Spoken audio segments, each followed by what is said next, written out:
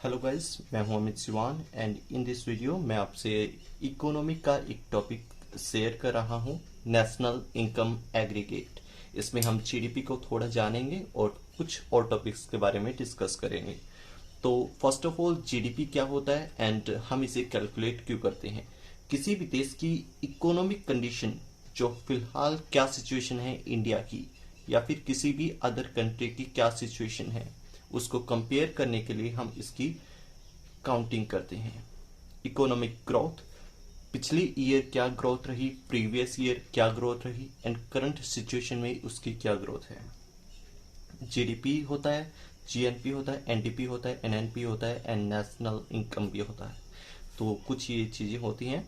GDP actually ये भी वही चीजें शो करती हैं जो यहाँ पे है, लेकिन हम किस चीज को फिलहाल ज्यादा फॉलो करते हैं वो जीडीपी है। ओके, सो जीडीपी होता है ग्रॉस डोमेस्टिक प्रोडक्ट। अब ये ग्रॉस डोमेस्टिक प्रोडक्ट, जो डोमेस्टिक वर्ड है वो शो करता है कि टेरिटरी कि इंडिया की टेरिटरी, इंडिया की बाउंड्री के अंदर जो प्रोडक्शन हुआ है उसकी वैल्यू है ये। तो टोटल मॉनिटरी वैल्यू, जो भी टोटल वैल्यू है of all goods and services, जितनी भी गुड्स एंड सर्विसेज होती हैं उनकी total value with in specification period of time, means whether it is a year और क्वार्टर भी हो सकता है। जैसे कि क्वार्टर हम बोलते हैं तो एक ईयर में 12 मंथ होते हैं और quarter 4। So in each 3 month जो रिपोर्ट आएगी वो क्वार्टर होगा, ठीक है। So 4/3 is equals to 12। Okay, 4 quarter in a year based on the factor cost, marketing cost. So इसको मैं आपको अच्छे से एक्सप्लेन कर सकता हूँ but in this video I can not. GDP growth rate जो आता है वो परफॉर्मेंस देता है and GDP per capita development in comparison to other country. जो जीडीपी है पर कैपिटा वो हम कंपेयर करते हैं एक दूसरी कंट्री के साथ, बट सिचुएशन सेम होना चाहिए। जैसे अगर हमारी कंट्री डेवलपिंग कंट्री है तो अदर भी डेवलपिंग ही होना चाहिए, कोई डेवलप्ड नेशन नहीं होना चाहिए।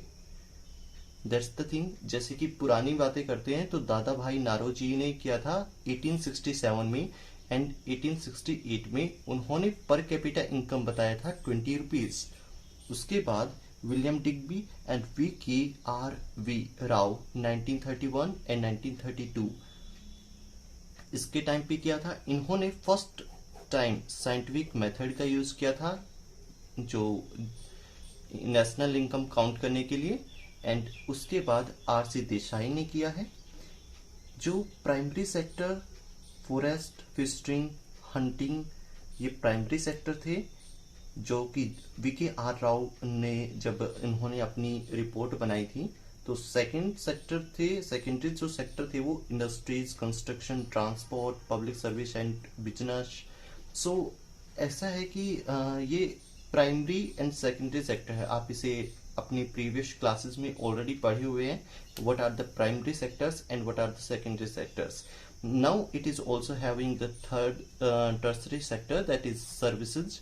सो you can also add it in your knowledge. So इन्होंने जब वीके आर राव जब साइंटिफिक स्टडी से उन्होंने निकाली थी उस टाइम पे 77.90 पर कैपिटा इनकम थी।